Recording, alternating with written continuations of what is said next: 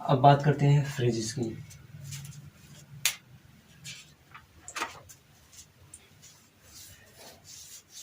Phrases के लिए मैं इसे जो है इरेज कर रहा हूँ, आप इसका स्क्रीनशॉट ले लें या नोट डाउन कर लें वीडियो पॉज करके, ठीक है ना।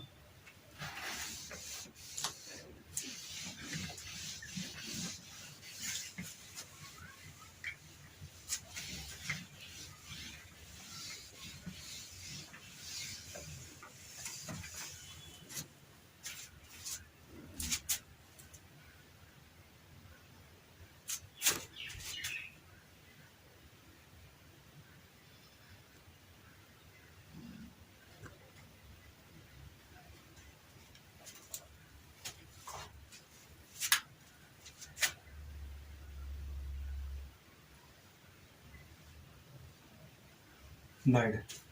बात करते हैं फ्रेज की। फ्रेज जो है ऐसा शब्द है जिसमें कि जो जिसमें कि कोई कंप्लीट मीनिंग नहीं होता, सही है ना। Group of word without complete meaning.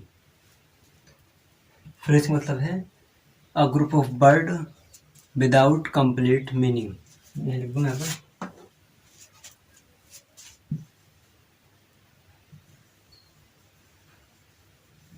Group of words without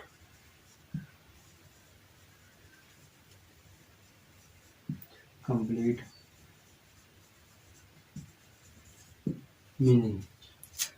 group of word without complete meaning. सबसे पहले बात करें तो जैसे कि अब बात करते हैं कि एग्जाम्पल के तौर पर हम लेते हैं राम एंड श्याम, मान लेते हैं।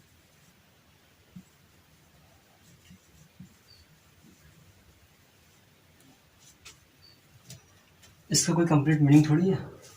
जैसे कि हम मानते हैं कि Ram and Shyam are going to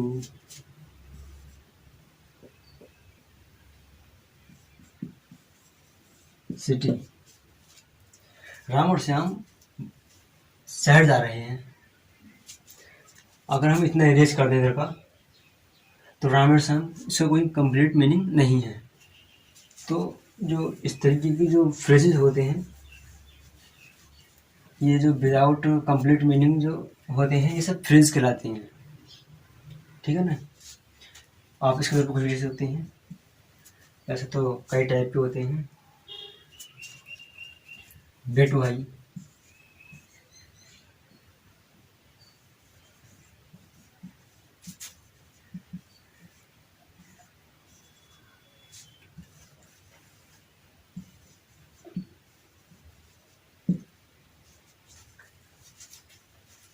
जो कि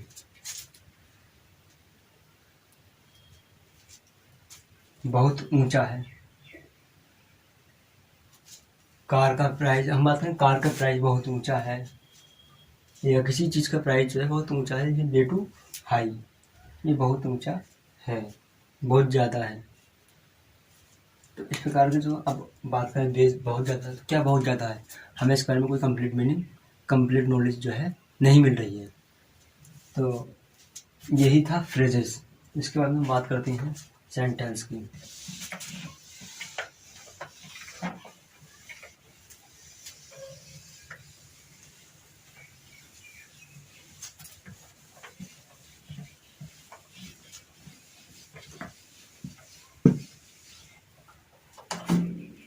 सेंटेंस की बात करें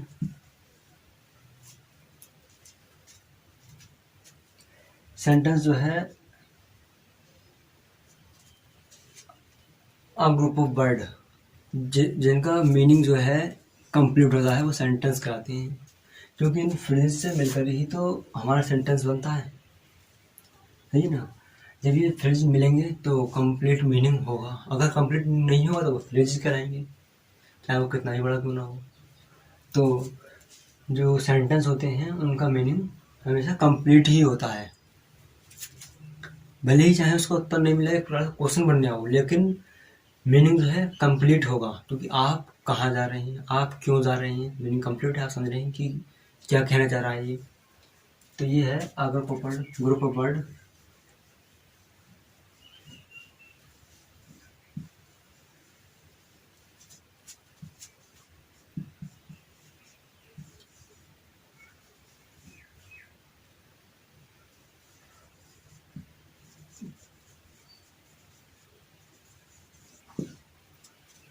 वो सेंटेंस कहलाते हैं। अगर मीनिंग कंप्लीट नहीं होगा तो वो फ्रेज कहलाएंगे, अगर मीनिंग कंप्लीट होगा तो वो सेंटेंसेस कहलाएंगे। तो group of word with complete meaning जो है सेंटेंसेस कहलाते हैं। अब बात करते हैं कि इनके अरेंजमेंट की, क्योंकि सेंटेंस जो है इन वर्डों के अरेंजमेंट से ही सेंटेंस बनता है, समझ रहे हो। जैसे कि एग्जाम्पल के लिए देखो, यू मस्ट लर्न इंग्लिश। तुम्हें अंग्रेजी पढ़नी ही चाहिए, क्योंकि तुम अंग्रेजी पढ़ोगे तभी तुम्हारा सिलेक्शन होगा। एसएससी कोई ऐसी खीर नहीं है, पढ़ना पड़ेगा इसके लिए। यू मस्ट लर्न इंग्लिश, तुम्हें अंग्रेजी पढ़नी चाहिए, सही नहीं। अब जो है इनके स्ट्रक्चर में जो सेंटेंस जो बनते हैं, सेंटेंस के जो मेन स्ट्रक्चर्स जो होते हैं, तो सेंटेंस के लिए जो है ये चीज़ होनी ज़रूरी है कि सेंटेंस में जो है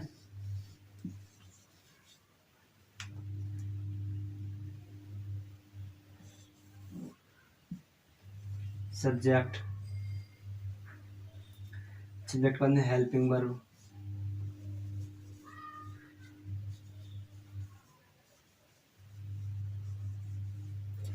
दूसरा मेन वर्ब,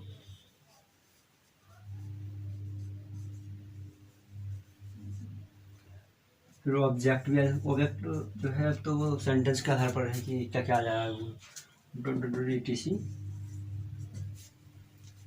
इनके अंदर जो है इन चीज़ों से मिलकर जो है सेंटेंस बनता है। दो चीज़ें हैं सेंटेंस में, क्या क्या है मैं समझ कर रहा हूँ।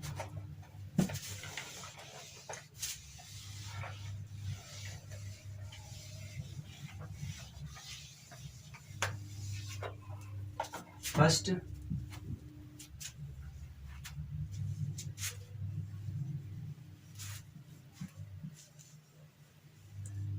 कंप्लीट मीनिंग, ठीक है ना। सेकंड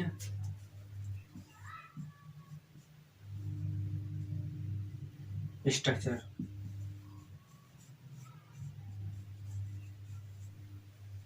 स्ट्रक्चर के तौर पर आपको मैंने बताया कि subject, helping verb, main verb, object और etc जो है चल रहता है। सब्जेक्ट के तौर पर तो नाउन प्रोनाउन आ जाती हैं, सॉरी कंप्लीट मीनिंग है नाउन प्रोनाउन।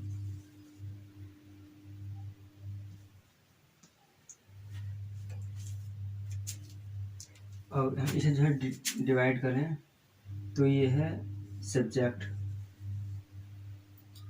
दूसरा प्रेडिकेट,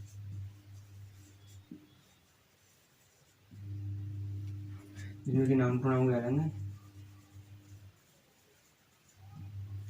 नाउन प्रोनाउन प्रेडिकेट में हेल्पिंग वर्ब, मेन वर्ब और जो है ऑब्जेक्ट, ठीक है ना, ये चीज़ें आएंगी। अब जो है आज की क्लास यहीं तक रखते हैं। कल जो है हम काइंड ऑफ सेंटेंस पढ़ने के बाद में, क्योंकि हमें कुछ कुछ अंदाज़ा भी तो होना चाहिए कि सेंटेंस कितने प्रकार के होती हैं, क्योंकि जब हम नाउन लेके जाएंगे, नाउन प्रोनाउन एडजेक्टिव, क्योंकि हम सेंटेंस तो सबसे बाद में ही पढ़ेंगे ना। नाउन प्रोनाउन एडजेक्टिव लेके जाएंगे तो उसमें जो है जगह जगह पर एग्जाम्पल के तौर पर आपको सेंटेंसेस में यूज़ करके दिखाया जाएगा, तो थोड़ा सा एक बेसिक आइडिया के लिए कल हम सेंटेंस पढ़ेंगे, उसके बाद में हम नाउन स्टार्ट कर देंगे। वो सेंटेंस कंप्लीट नहीं होगा, सेंटेंस का सिर्फ हम एक बेसिक पढ़ेंगे, ठीक है ना। कल को जो है हम काइंड ऑफ सेंटेंस पढ़ेंगे।